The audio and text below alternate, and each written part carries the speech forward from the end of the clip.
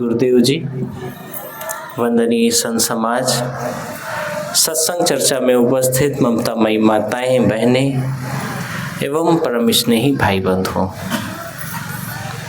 2 दिन का बड़ा सुंदर सत्संग था। जब साहेब ने समय लिया था कार्यक्रम का तो कहते रहे कि शनिवार रविवार दीजिए, शनिवार रविवार में बहुत बढ़िया रहता है। तो हमने कहा नहीं साहेब, हर साल तो शनिवार रविवार आप करते ही हैं, सारे दिन आपके हैं, आप जिस दिन रखेंगे उसी दिन लोग आ जाएंगे। तब जाकर के बात बनी और साहेब ने जो है, आज कौन दिन है साहेब? शुक्रवार। आज शुक्रवार है, बृहस्पति और शुक्र का ये दोनों दिन का योग बना।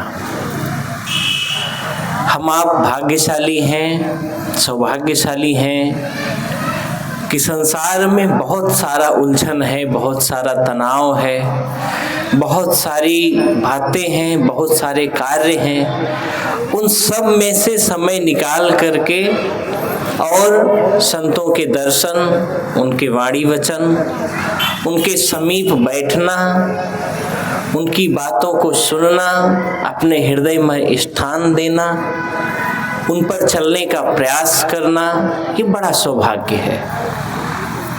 व्यक्ति के जीवन में सत्संग का योग बड़े पुण्य से होता है।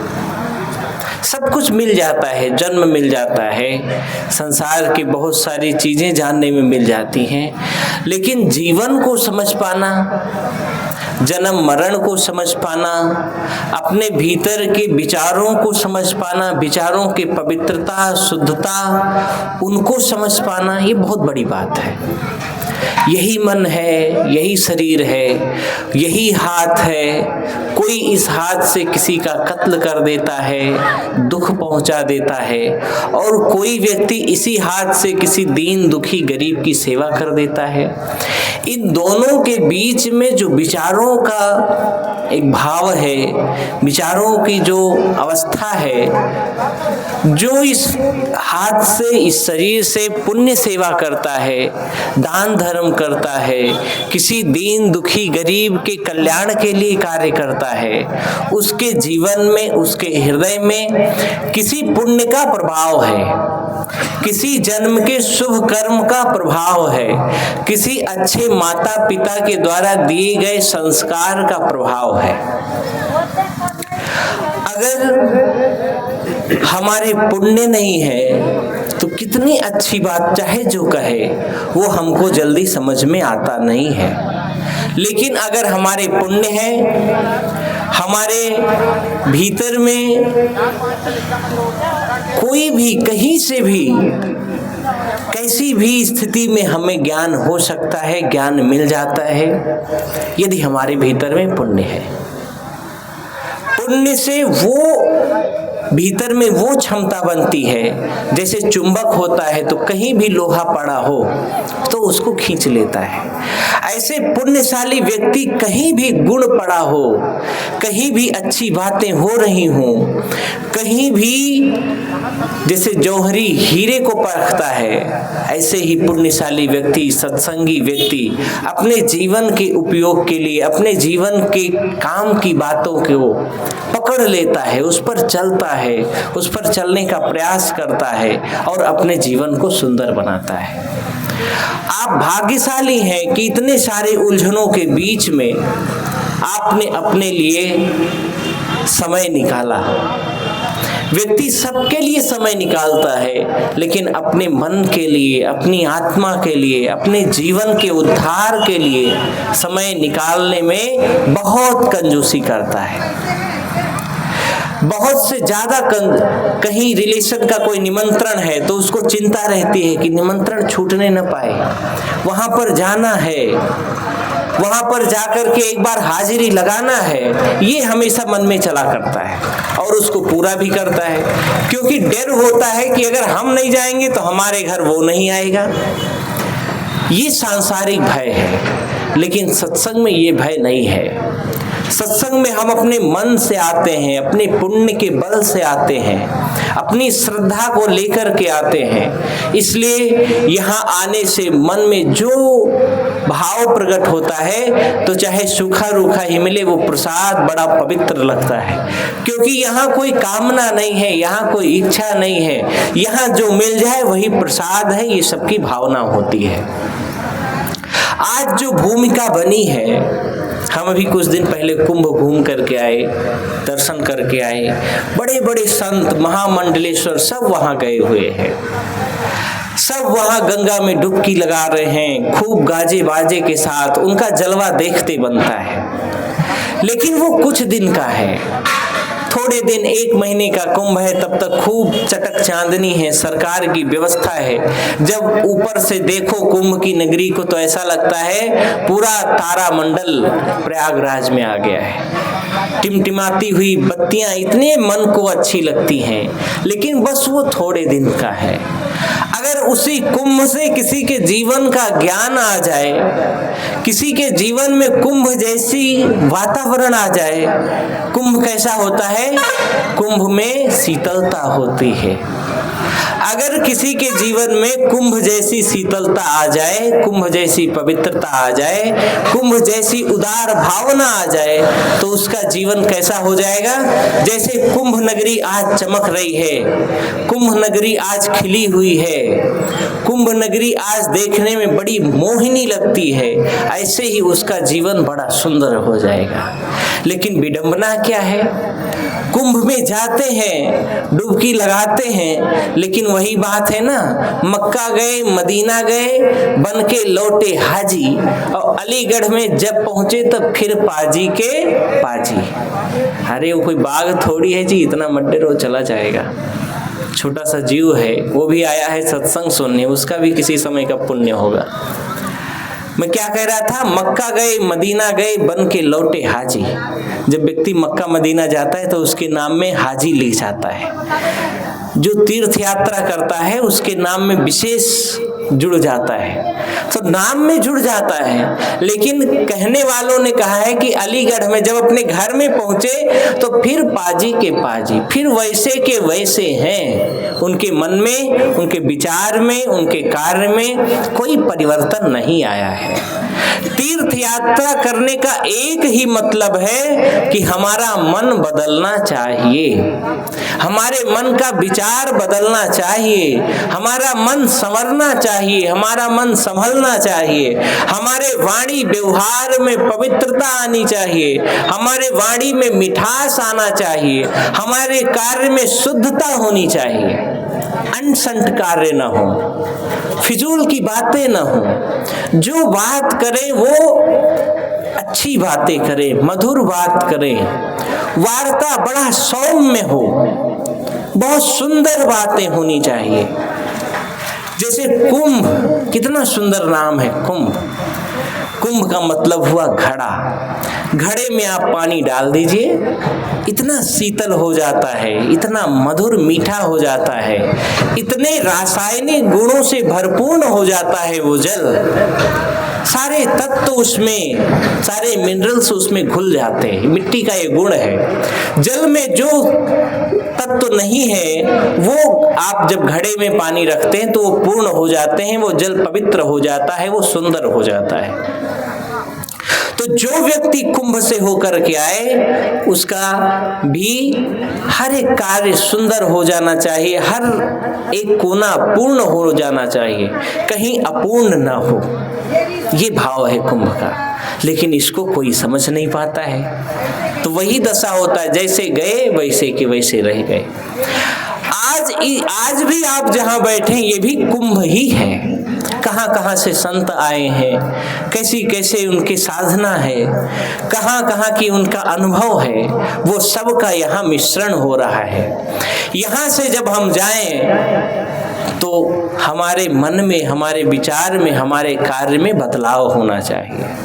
अगर हम घर में चिड़चिड़ाते हैं, घर में गुस्सा गर्मी करते हैं, तो हमें थोड़ा कम करना चाहिए। विचार करना चाहिए, करो विचार तो सब दुख जाए। घर में अगर तनाव है, घर में अगर गुस्सा करना पड़ता है तो आप विचार करो, आप सोचो कि इसको हम कैसे खत्म कर सकते हैं। घर में अगर शांति नहीं है तो आप विचार करो कि कहाँ क्या कार्य करें जिससे हमारे घर का माहौल शांत हो, घर का माहौल अच्छा हो। छत्तीसगढ़ में कई घरों में हम लोग देखे हैं, रहे हैं कि ऐसा लगता है कि घर में कोई नहीं है और घर में रहते हैं 8-10 लोग, लेकिन सब प्रेम से रहते हैं। कल शाम को भैंस मुंडी गए थे और उनका 4-5 भाइयों का परिवार है मास्टर साहब का, और सबका भोजन एक साथ बनता है, एक ही चूल्हे पर बनता है, 5 भाइयों का। बहुएं आ गई हैं फिर भी अलग नहीं हुआ है। ये भाव है, ये प्रेम है, ये समर्पण है। जीवन का सुख इसमें है, ये बिखर जाने में, टूट जाने में, इधर उधर छिन्न भिन्न हो जाने में सुख नहीं है। हम लोग छोटे थे तो हम लोग के सिलेबस में कहानी बड़ी सुंदर आती थी कि एक पिता था और उसके 5 बच्चे थे, तो पांचों में बड़ी लड़ाई रहती थी, बड़ा द्वंद्व रहता था, धन को लेकर के, सम्मान को लेकर के, वर्चस्व को लेकर के बड़ा द्वंद्व रहा करता था। तो एक जब जीवन भर देखा, थक गया, तो उसके मन में ये चिंता रहती थी क्या करें कि हमारे बच्चे एक हो जाएं, हमारे बच्चे संभल जाएं, आपस में प्रेम हो जाए। वो हमेशा चिंता करता रहता था। एक दिन उसके मन में विचार आया, अपने 5 बच्चों को बुलाया और एक एक लकड़ी दिया, इतनी इतनी बड़ी एक एक लकड़ी दिया, बोला इसको तोड़ो। तुरंत सबने तोड़ दिया और फिर 5 का एक गट्ठर बनाया, उसको बांध दिया धागे में और फिर दिया सबको तोड़ने का, कोई नहीं तोड़ पाया। तो फिर पिता ने बच्चों को समझाया, अगर तुम अकेले रहोगे, इधर उधर रहोगे, अपने आप में लड़ते रहोगे तो तुमको तोड़ देंगे, तुमको नष्ट कर देंगे लोग, तुमको तुम्हारे दुश्मन बहुत हो जाएंगे। क्यों? क्योंकि तुम्हारे अंदर संगठन नहीं है, तुम एक नहीं हो, और एक नहीं हो इसलिए सुरक्षित नहीं हो। उनको उपदेश दिया। और अगर तुम प्रेम के बंधन में हो, ये जो डोरी से इस गट्ठरों को मैंने लकड़ियों को जो बांधा है, ये डोरी प्रेम की डोरी है। अगर तुम पूरे भाई, 5 भाई एक रहोगे तो जो काम करोगे उसमें तरक्की मिलेगी, घर में समृद्धि होगी, घर में संपन्नता आएगी, घर में आनंद आएगा, अच्छा माहौल बनेगा, तुम्हारा जीवन सुखमय होगा। और उसके 5 बच्चों को समझ आई और फिर आपस में धीरे धीरे प्रेम हो गया, उनकी समृद्धि हो गई और पिता की अच्छी मृत्यु हुई। माँ बाप सबसे ज्यादा जब वो मेहनत करते हैं, कमाते हैं, तब इतनी चिंता नहीं होती है, लेकिन जब बुढ़ापे में अपने बिस्तर पर होते हैं और बच्चों को, बहुओं को घर में द्वंद्व देखते हैं, लड़ाई देखते हैं, तो मन में इतनी पीड़ा होती है, उनको इतने दुख होते हैं कि उसी दुख के कारण उनका स्वास्थ्य बिगड़ता है, उनका पल पल बिल्कुल नरक जैसा हो जाता है। अगर बच्चे खुशहाल हैं, बच्चों के भीतर अच्छा संस्कार है, बच्चों के भीतर में सेवा भावना है, बच्चों के भीतर में दान परोपकार करने की बात है, तो फिर उनके माता पिता बड़े आनंद में रहते हैं। उनके मन का ये विचार होता है कि हमने अपने बच्चों को अपने धन की भी वसीयत दी है और धर्म की भी वसीयत दी है। धन और धर्म, इन दोनों का, आप धन तो दे देते हो, लेकिन अपने भीतर का जो धर्म है, अपने भीतर का जो वास्तविक सुख है, अगर वो बच्चों को नहीं देंगे आप, तो आपके बच्चे कभी सुख को प्राप्त नहीं होंगे। धर्म की वसीयत क्या है कि बच्चों के भीतर में ये बात एक कोने में जरूर डाल दें कि चाहे बच्चा मेरे संपत्ति से सुख नहीं मिलता है, सम्मति से सुख मिलता है। अगर तुम्हारी बुद्धि शुद्ध है, तुम्हारे बुद्धि में ज्ञान, विवेक, विचार है, त्याग है, तो संपत्ति तुम्हारे पास आ जाएगी। अगर तुम्हारे हृदय में शील है, धर्म है, दया है, करुणा है, तो संपत्ति तुम्हारे जीवन में आ जाएगी। और अगर ये सब शुभ गुण नहीं है तो संपत्ति होते हुए भी तुम्हारे पास से चली जाएगी। ये धर्म की वसीयत है।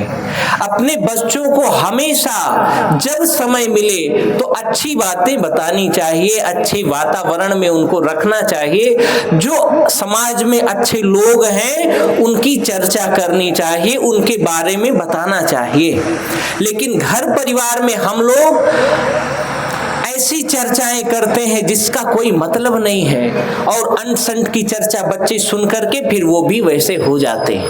अगर आप अपने बच्चे को महान बनाना चाहते हैं, अगर आप अपने बच्चे को श्रवण कुमार बनाना चाहते हैं, तो उनको आप श्रवण कुमार की कहानियां सुनाइए।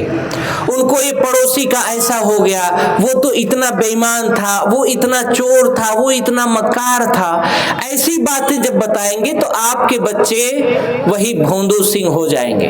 तो बच्चों को भोंदू नहीं बनाना है, बच्चों को श्रवण कुमार बनाना है, उनको वीर गाथा सुनानी है, हमारे महापुरुषों की चर्चा करनी है घर में, तब घर का बड़ा सुंदर माहौल होगा। आज आप सत्संग में हैं, आप संतों के जीवन को देखें, उनके जीवन को आंख बंद करके सोचें कि कहाँ इनका जन्म हुआ, कहाँ इनको शिक्षा दीक्षा मिली और आज आपके समक्ष हैं। तब आपको भीतर में किसी के बारे में अगर जानना है तो बहुत उसके पीछे पढ़ने की, उसके पीछे दौड़ने की जरूरत नहीं है। मोटी मोटी कुछ दो चार बातें होती हैं, अगर उन पर आप ध्यान दें तो आपके जीवन में उनका पूरा रस, उनका पूरा ज्ञान आपके जीवन में उतर जाएगा।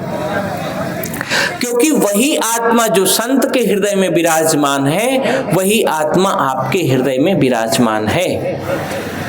हमने लोगों को देखा है, प्रश्न करते हैं और प्रश्न करते हैं फिर उसको खूब जटिल बनाते हैं, खूब कहेंगे। साहब गुरु जी के पास तो एक से एक लोग प्रश्न करने आते हैं और जब तक उनके मन का उत्तर नहीं मिलता है तब तक वो परेशान करते हैं।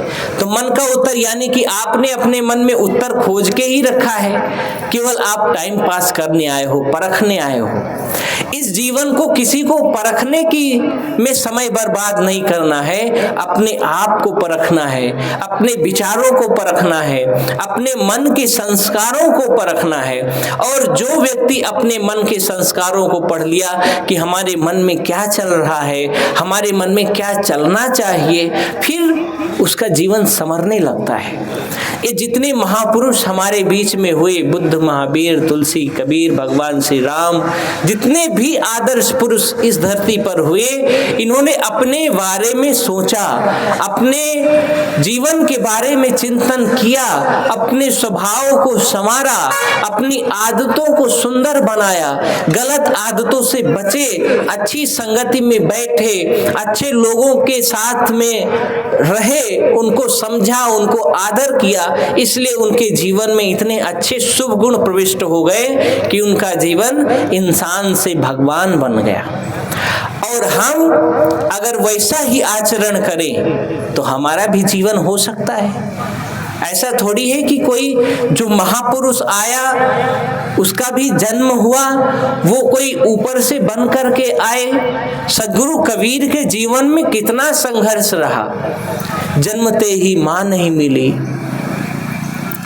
लेकिन उन्होंने कभी शिकायत नहीं किया। उनको कितना संघर्ष करना पड़ा। मुसलमानों ने कहा कि हम नहीं पढ़ाएंगे, हिंदुओं ने कहा कि हम गुरुकुल में नहीं रखेंगे, ये मुसलमान हैं, मुसलमानों ने कहा ये मुसलमान नहीं है, ये हिंदू हैं, हम इनको तालीम नहीं देंगे।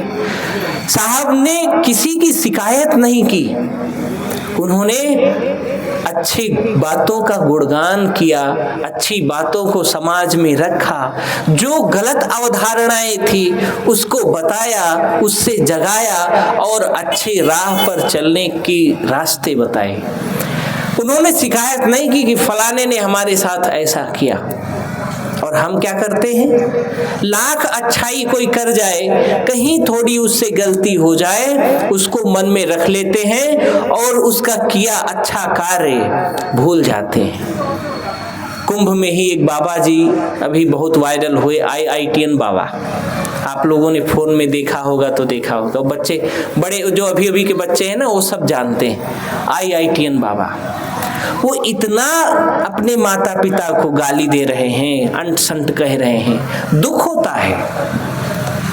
आप उनके एक योगदान से ही उड़न नहीं होंगे, उन्होंने आपको जन्म दिया, पाल पोष कर बड़ा किया, और आप पढ़ लिख करके डिग्री लेकर के फिर उनके ऊपर आरोप प्रत्यारोप कर रहे हो, ये बहुत बड़ा पाप है। जिस समय आपका इस संसार में कोई नहीं था, उस समय आपकी माँ आपके साथ थी, आपका पिता आपके साथ था, और आप आज जब बड़े हो गए हो, आपने पढ़ लिया है, तो आप गाली देते हो, उनको उटपटांग बातें करते हो और अपने आप को साधक बताते हो, अपने आप को शिव का भक्त बताते हो। ये बहुत बड़ा अंधविश्वास है।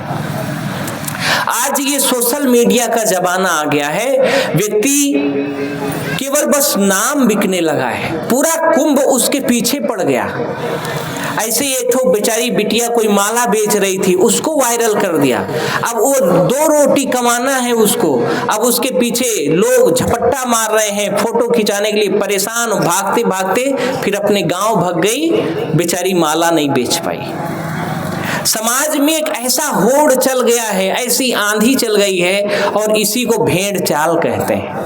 अपने मन से व्यक्ति विचार नहीं करता है, परख नहीं करता है, और जो कुछ ब्रांड बन जाए उसी के पीछे भागना लगता है। ये अंधता है, ये समाज को गर्त की ओर ले जाएगा, ये उत्थान की ओर नहीं ले जाएगा। आप सुलझो, समझो, विचार करो, लालच मत रखो। आप अपने भीतर में लालच मत रखो, ये भाव रखो कि हम जहां हैं, जो हमें प्राप्त है वही पर्याप्त है। कितने लोगों का आप फोन आ रहा है कि साहब सरपंच बनना है, सरपंच का चुनाव लड़ना है, पर्चा खरीदने जा रही हूं, आशीर्वाद दीजिए। हमको इतना बेकार लगता है। आप पहले माँ हो, माँ बन जाओ, माँ के धर्म से आप उड़न हो जाओ, वही सबसे बड़ा सरपंच पद है। माँ से बड़ा कोई सरपंच थोड़ी है। घर में छोटे छोटे बच्चे हैं और मन में ख्याल उठ रहा है कि हम सरपंच बनेंगे। अरे सरपंच बनना था तो फिर काहे शादी किया, काहे बच्चे को पैदा किया, सरपंच ही बन लेते। लेकिन आदमी आज 2 नाव पे पांव रखना चाहता है, इसलिए उसके जीवन में शांति नहीं है, सुकून नहीं है, आनंद नहीं है। सरपंच क्यों बनना है कि नाली खड़ंजा का पैसा का कमीशन खाना है, सेवा करने के लिए थोड़ी। सेवा तो जहां हो वहीं से कर सकते हो।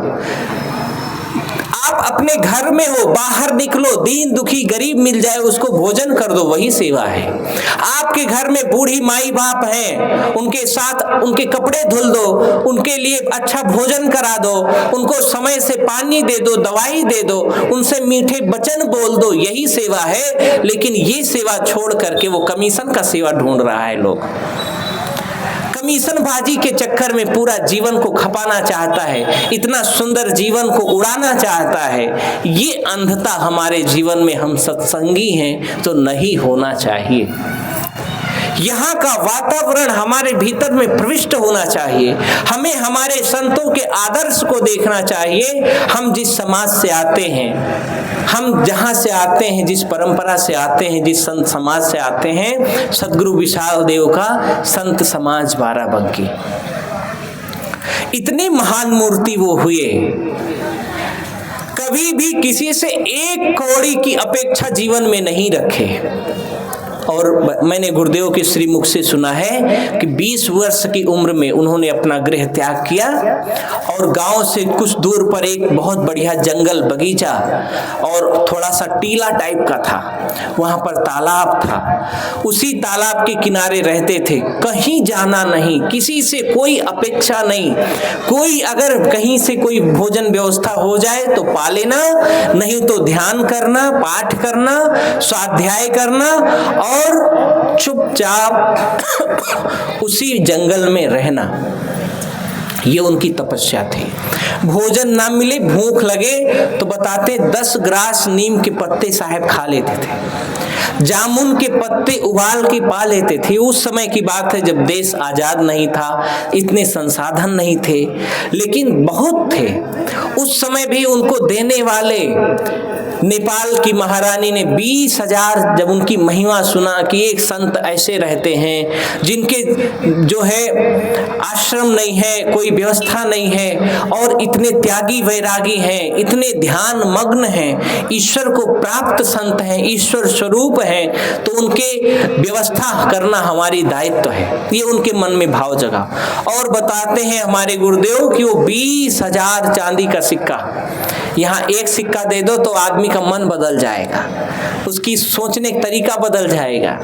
20,000 चांदी का सिक्का उन्होंने भेजा कि हमारी इच्छा है कि महाराज श्री के लिए बढ़िया आश्रम हो जाए, एक अच्छा उनके लिए कुटिया बन जाए, बगीचे लग जाए, अन्न क्षेत्र चले, दीन दुखी गरीब को भोजन मिले, और ये पहले किस्त है, काम शुरू करिए, हम और भी पैसे भेजेंगे। ये उनका भाव था। उस समय मत्ते का जमाना था, 200-400 रुपये एकड़ खेत थे। 200-400 रुपये तो हमारे बाबा लोग बैठे हैं, इनके वो जमाने में रहा होगा। और आज़ादी के पहले तो और सस्ता रहा, जमीनों की कीमत नहीं थी, पानी की सुविधाएं नहीं थी, तो जमीनों की कीमत नहीं थी। आज तो जमीन हाई फाई हो गया है, लेकिन आज हो या कल हो, उनके मन में उसको देख करके कोई लालसा नहीं हुई और उन्होंने उसको वापस कर दिया। आज विचार करना चाहिए कि उनके भीतर में कौन सा ज्ञान था, कौन सा बोध था, जिसके कारण में इतनी बड़ी संपत्ति को भी उन्होंने ठुकरा दिया, अपनाया नहीं। और आज वो कौन सा कीड़ा हमारे अंदर में बैठा है कि घर में सब सुविधा है, चारों टाइम भोजन करने की सुविधा है, सुबह बढ़िया पूरी बड़ा कट रहा है, दाल भात सब्जी मिल रहा है, भाजी मिल रहा है, बढ़िया सलगा बड़ा मिल रहा है, लेकिन फिर भी जो है शांति नहीं है, आनंद नहीं है, पूरा जीवन खुराफात में आदमी बिकता देता है।